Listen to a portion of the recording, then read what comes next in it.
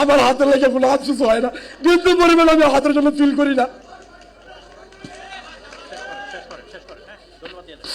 শুধু ভারপ্রাপ্ত চেয়ারম্যান জনাব তারেক রহমান বড় ভাইয়ের কাছে আমার আবদার একটাই, যে আমাদের মতো যারা পঙ্গু হয়েছে তাদেরকে ইন্টারিয়াম সরকার বলছিল উন্নত প্রযুক্তির হাত দিবে ওয়াটারপ্রুফ। এই হাতের ওজন 1.5 কেজি, আমি বহন করতে পারি না। হাতের যে রোগের যে ভাস্কুলারের যে একটা মানে এটার যে ব্যথা উঠে, তখন ব্যথাটা আমি সহ্য করতে পারি না। তাই আমি বলতে চাই তারেক রহমানের মাধ্যমে আমাদের ইম্পোর্টের যারা হাত পা হারাইছে সকলকে যাতে উন্নত প্রযুক্তির হাত দিয়ে পুনর্বাসনের কাজ শুরু করে। আসসালামু আলাইকুম বন্ধুরা, কথাগুলো শুনলেন, বেদনাদায়ক কথাগুলো তো ওগুলো বললাম না আমি, কিন্তু তাদের রক্তের উপর দিয়ে অনেকে এখন রাজনীতি করতেছি, বড় বড় কথা বলতেছি, অনেকে টাকা কামাই করিয়ে নিতেছি বা নিছি। তাই এদের অভিশাপ এগুলো বৃথা যাবে না, কথা বুঝছেন।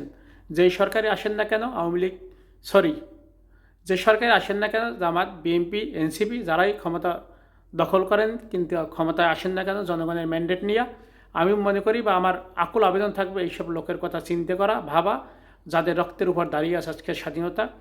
এনসিপির যে লোকগুলো দেখেন আপনারা, এদের রক্তের উপর দাঁড়াইয়া শেষ তারা বিস্তৃত হয়ে গেছে। সেই যে লাইনে ছিল সেই লাইনে নাই এখন আর, তারা সরিয়ে গেছে, তাদের আখের গোছানো হয়েছে। দেখবেন 2 দিন পর তারা ক্ষমতায় না আসতে পারলে তারা বিদেশ পাড়ি জমাইছে। এখন বড় বড় কথা বলে না, প্রশাসন পিছিয়ে আছে।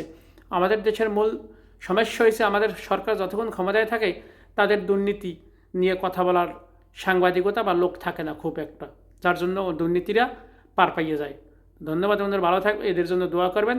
আগামী যারাই সরকার গঠন করবেন তাদের কাছে আকুল আবেদন থাকবে এদের বিষয়ে কথা বলা, এদের যে দাবি দেওয়াগুলো পূরণ করার চেষ্টা করবেন, এমনকি করবেন। ধন্যবাদ, সালামু আলাইকুম।